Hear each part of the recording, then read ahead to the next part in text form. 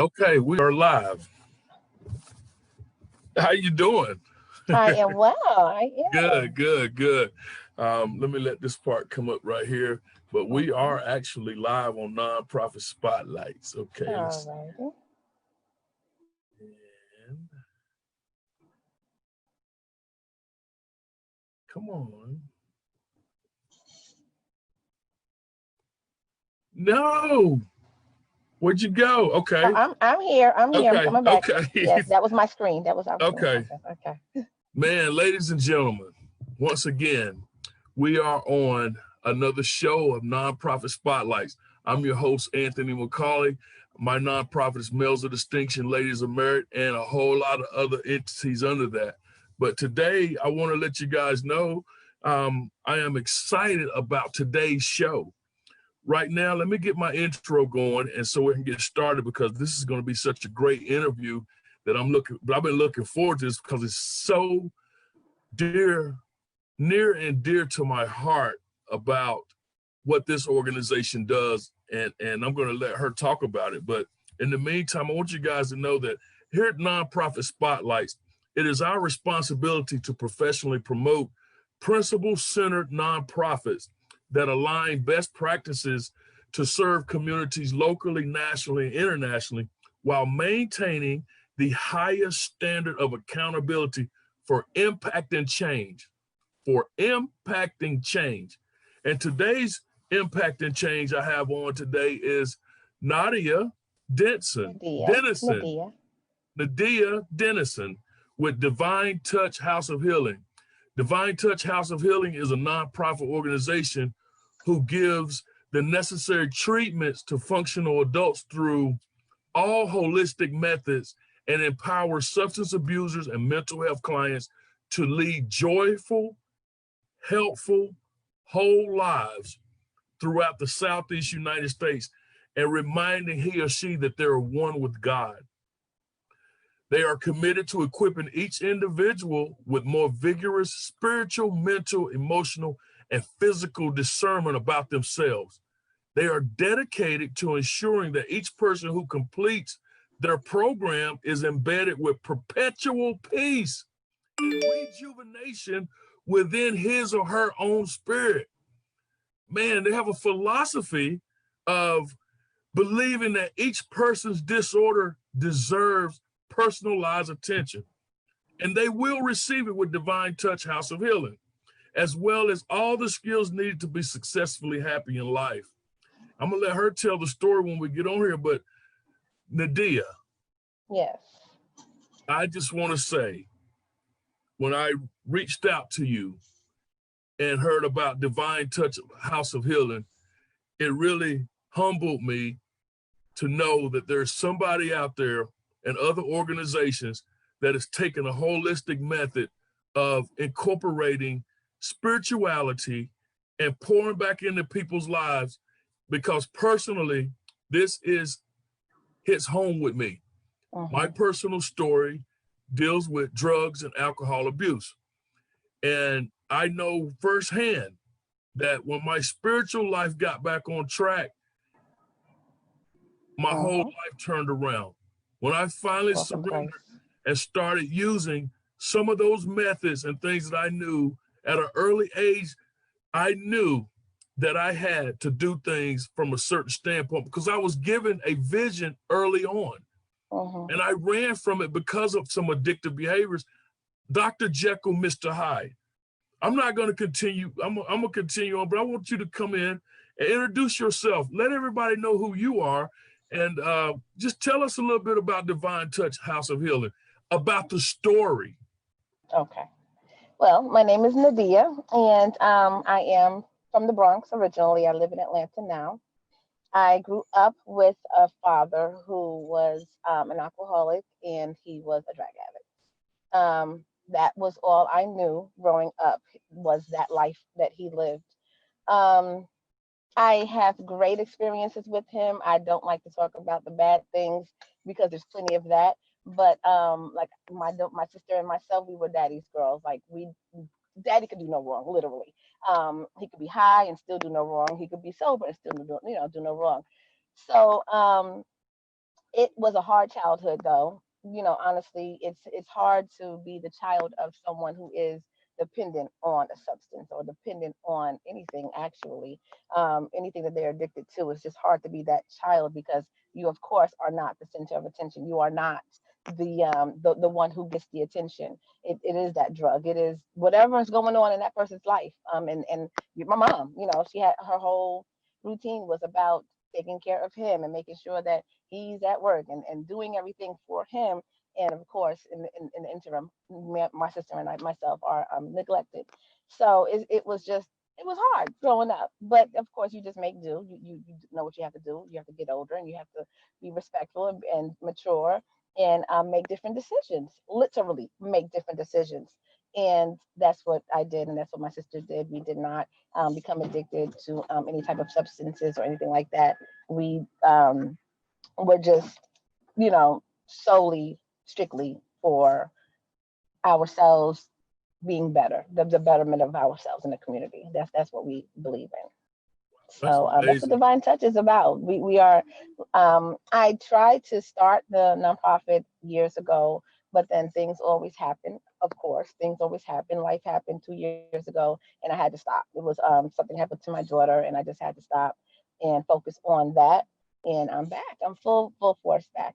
I have to open it up and you know do this thing for the community. That's Yes. amazing. I notice how you show your father so much love through this.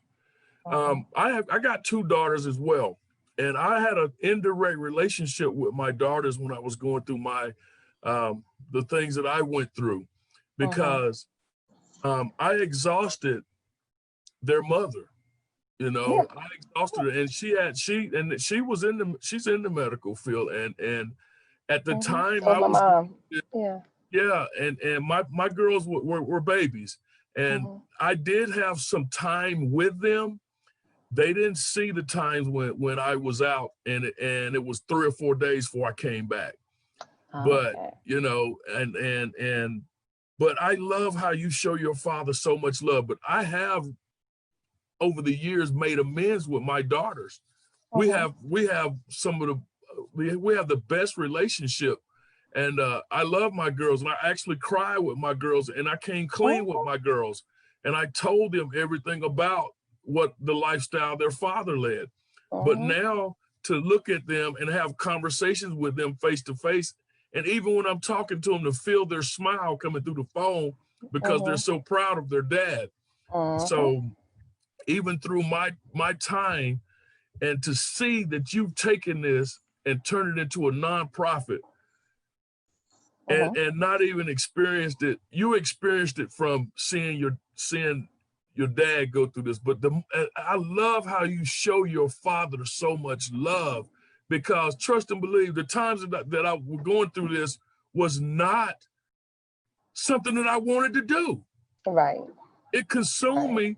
And the first moment that I got a taste of that, that changed my dopamine receptors and sent my Mhm. serotonin levels out the world, Yeah. Yeah.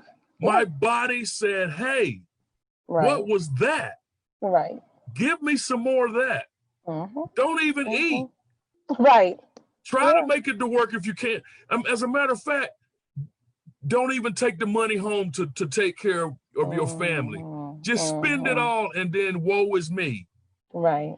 and then you'll Right. deal with it later. But to hear you say, and to hear the thing that Divine Touch House of Healing, when it comes to clients leading joyful, helpful, and whole Mhm. lives, and reminding everyone that they are somebody, or they are Mhm. one with God. Yes. Yes. When I change everything about who I was, it is a spiritual thing that had to happen. Mhm. Mhm. So It is. when people, or is this a referral base, or where are you located right now? We are okay. So no physical building. So I am in the beginning stages. No physical building as of yet. Looking for buildings. So I am looking for buildings. That's where that's that's the point I'm at now. And I you're do gonna get have that four building too. physicians. I have four physicians who I have already interviewed. So I have four psychiatrists that are ready to come on staff. I only need one. So out of the four, I am going to choose once I obtain my building, and then the licensing and everything else. So that's where I am. I cannot apply for federal government grants yet until I get a physical building and until I have a psychiatrist on staff. So I cannot do those two, and those two come hand in hand, and federal government grants come hand in hand. So that's why I'm applying to the stores.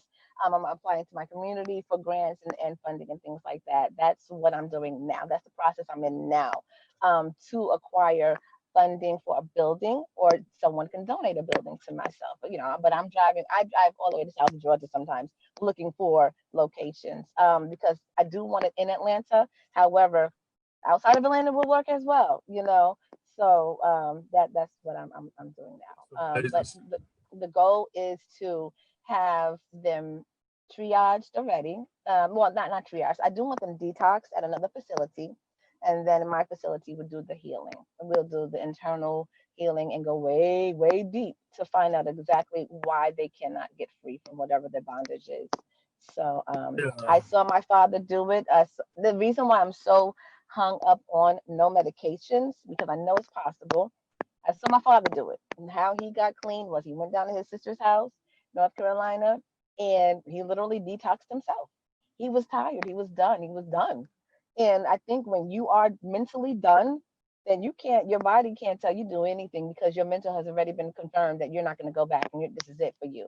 So now you just need to get your spirituality and everything else aligned with whatever your brain has already said, I'm not going committed to do, which is change. So he literally detoxed himself. It was not easy. It was hard. My sister and I went to go visit him a few times. But when he was, he literally 360. He was the dad that we knew growing up. He was daddy.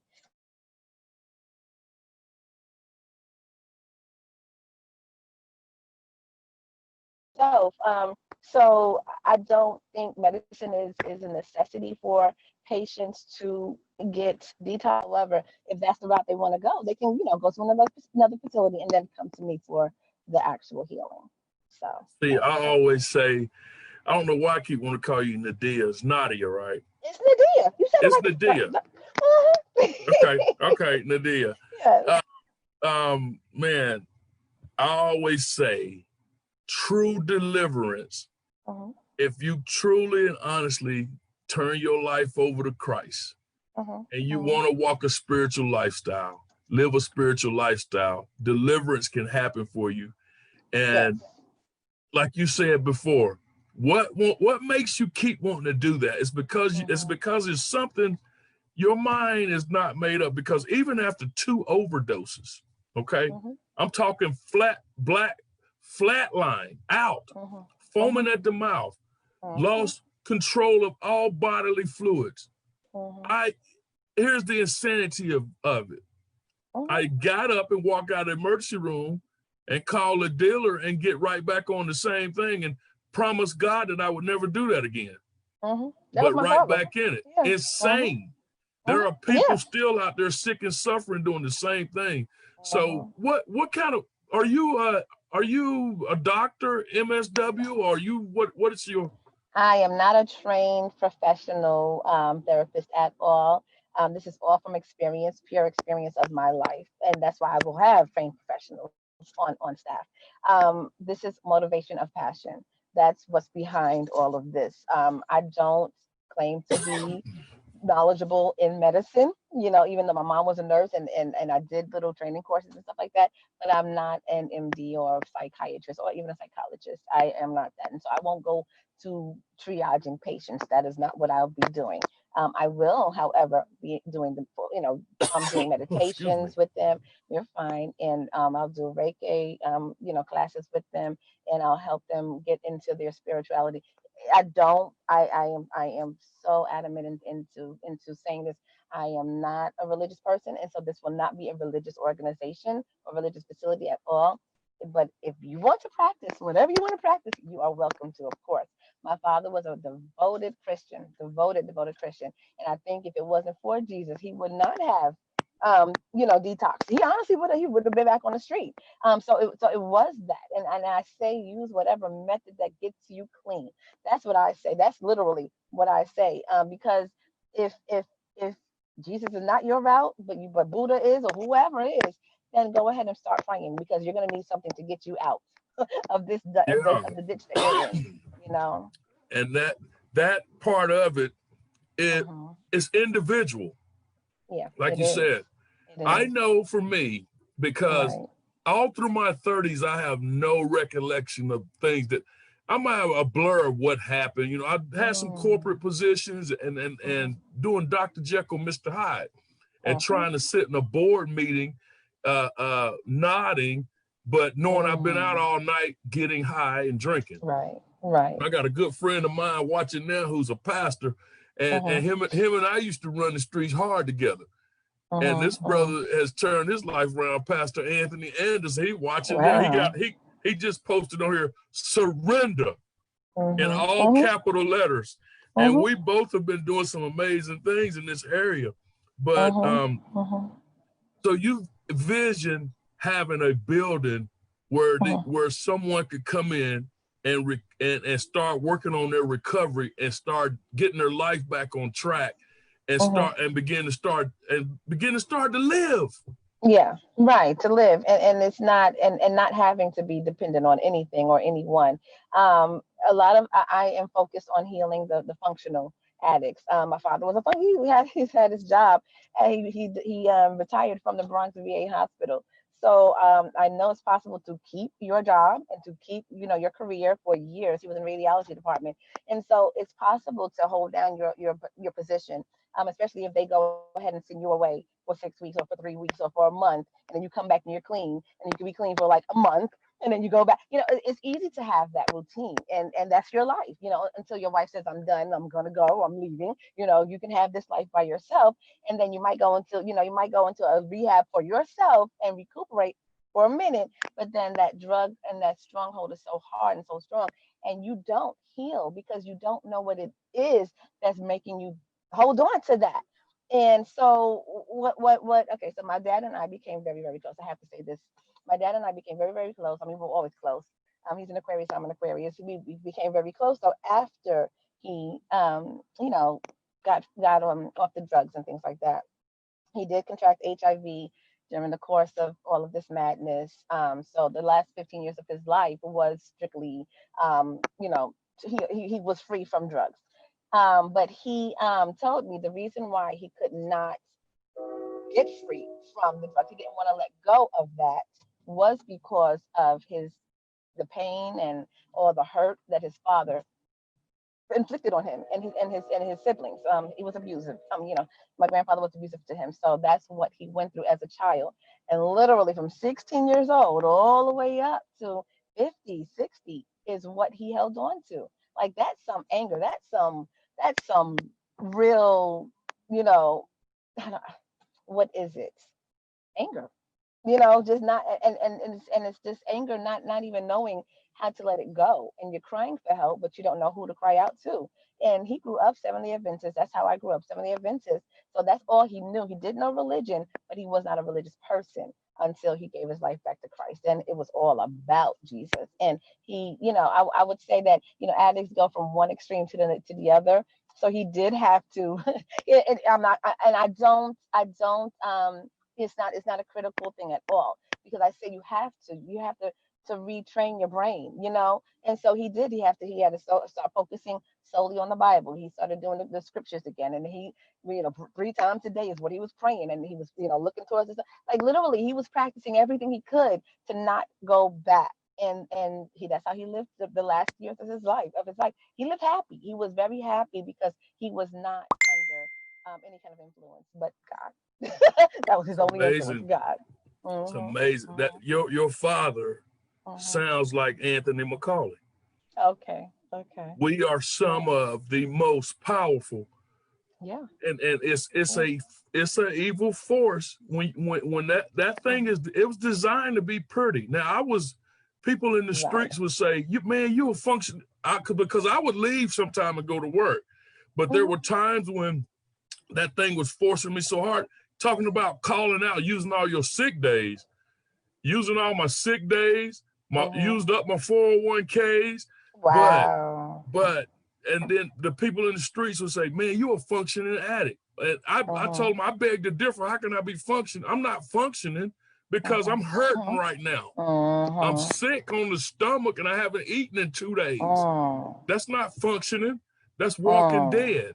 But literally, yeah. People, I still say that people who get a moment of clarity and come to their senses about who they are and begin to walk in having some significant time under their belt with their brain healing, because we do go through brain damage.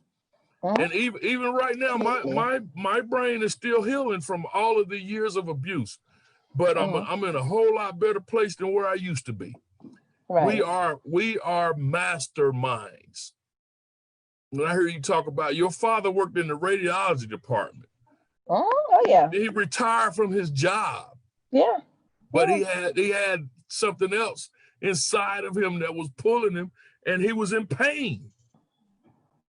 Now, there's some pain that comes along with everything that I've been through as well, as far as, you know, having some resentments and not dealing with it, because I didn't want you to know anything about me, because I'm Anthony. I'm Anthony. I'm the big man on campus, you know. I don't want you to know that I'm hurting on the inside and somebody did this to me, or I have a resentment for not going to play pro ball, you know. So I'll hide behind it, and I started getting high on my own supply, you know, and wondering why are these people keep coming to me all times of night wanting this. So next thing you know, I began to figure out why. It felt good. You know, you could cover up a lot of things, you know. So I want to tell you, you are going to get that building. Your heart is in the right place, and I'm believing God for that, because it's so needed. Yes, it is. Because right now, I know a couple of people in Atlanta right now that need you right now. You know, that's in my family. Right. You know, that I could do referral immediately, you know. But if they would just give it a chance with everything that you have listed, the holistic methods, empowering those people, helping them, teaching them about a joy of living, and letting them know that they have a purpose and they're one with God. Yes. If they would just give that part of it a chance, your whole life will change. Right. Your whole life will change. It's true. It's true. And I heard you mention something about North Carolina. Where at in North Carolina? They lived in Whiteville. Now everybody's relocated back to California, which is where they were, you know, living. But yeah, Whiteville is where they were, and that's where he went to detox. Okay. I think I'm 3 hours away from Whiteville. Yeah. So, but your phone keeps going on mute in and out. So yeah, it's the reception of where I am. So yes, but not. I'm telling you, this is. I keep looking at the website. The logo is divine, and everything about what's going on with this organization. I pray that God will give you everything that you need to continue to sustain what you're doing. You have a heart for people like me, and you've seen it, and you know that we are some great people. And all we just need is what you said, what was in your statement was rejuvenation within his or her spirit. Yes. But you have to give it a chance. You have to recognize that, and right now I'm so grateful to be in the position I'm in, because right now there's one hitter quitters out there. Right now that people are putting fentanyl in everything. Right now, if you take a hit, you die immediately. You know, you don't get to ride it out. You know, you don't have a chance. You don't have a chance. Now, I had a chance to walk around homeless and my pockets touching in the back, losing weight, and experience going days without eating and stomach hurting and wanting to help people to help you. But you do have to get to a point where you recognize either you in or you out. Either you're going to use or you're not. And I understand because I chronically kept relapsing. Mm. It was because, you know, I get to a point, and Anthony right here, I got this. Right. Oh, I'm gonna take oh yeah, just one, ain't nobody gonna know. Yeah, but that one is never enough, and 1,000 is too many. Right. It's true. 1,000 It's is too. true. 1,000 is too many. One is never enough. It's You know, true. so, but I freely now give away by doing things like this, and my personal stories from overdose to CEO is my next book title. See, my dad, while he was alive, he did write, I think, about maybe 4 books. But he lived in Maine, and so we did not go and collect any of his stuff when he passed. And so I have no idea where his transcripts and all his books are. But I wish I can get them because they are all spiritually based. And you got to find those. Yeah, I do, because I would love to publish them, you know, of course, for him. But that was his goal. His goal was to write them and to strengthen the people who are, you know, sick and who need healing. And so yeah. That's so what would you like for everyone? Tell everybody, give us a closing statement, and in the end, tell everybody where they can find you, how to donate, and anybody that wants to pour into your organization. Let us know how. Let the Nonprofit Spotlight audience know what to do to be able to contact with you, or connect with you, or even donate to your organization. Okay, well, you can always reach me at 404-621-7976. That is my direct line. I have a website. On my website, I have several different pages where you can click the donate button. That is www.divinetouchhouseofhealing.com, and that is DIVINE, not DEVINE.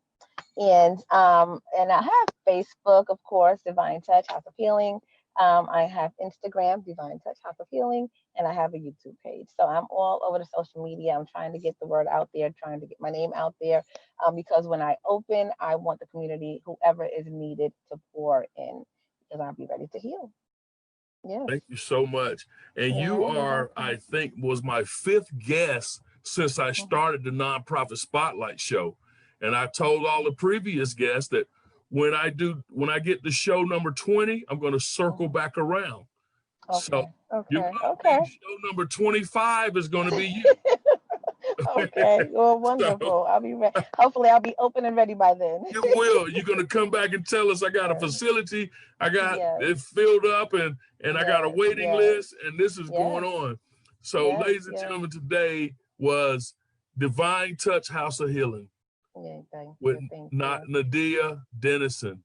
Such a pleasure to meet you, and thank you so much for your time. But to my viewing audience, tune in, and any other nonprofits out there that would like to be on the Nonprofit Spotlight show, get in touch with me.